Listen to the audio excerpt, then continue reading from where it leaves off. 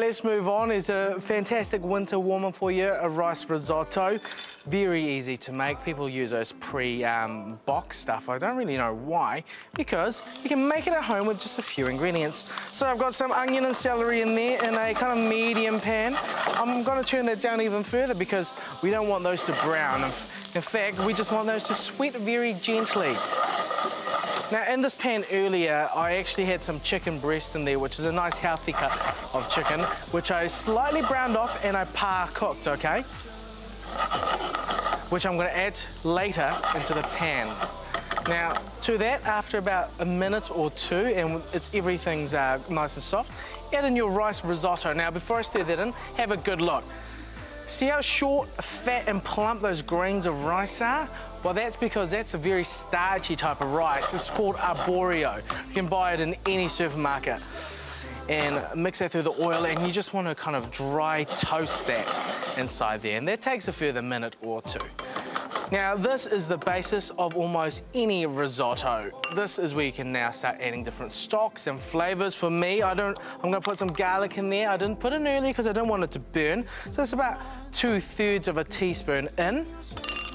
And I'm gonna give that one final stir before I start adding in some stock. Now, I'm using vegetable stock, and I know pre-made stock can be expensive, so I'll be honest with you, just using OXO cubes. And that is actually fine for a quick, simple, homemade dinner.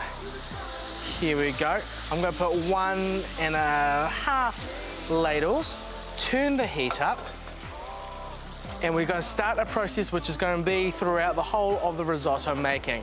It's cooking, stirring, letting that evaporate, and then adding more stock in, 1 ladleful at a time. Repeat, repeat, repeat until the rice is almost cooked, and we've got one at that stage here.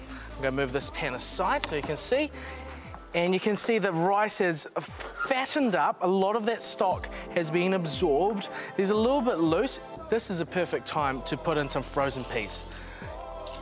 And that chicken that we fried off a little bit earlier back in to warm through. And some thyme. The thyme is a beautiful earthy herb. So I'm going to just tear some of that in.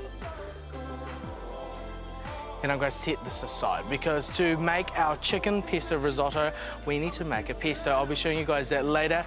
I'm going to let this rest, turn that off the heat, and I'm going to stir everything through so all the flavors combine. So this needs a little bit more work. You can, if you want, eat it just like this if you're a little bit impatient. But the recipe is online at facebook.com/Mike Spites. Please hurry up and subscribe. Click the subscribe button. No, Eva, you've been pushing. No. Why is it so big? Oh, keep pushing. Just click subscribe. Otherwise, we're going to be here the whole time.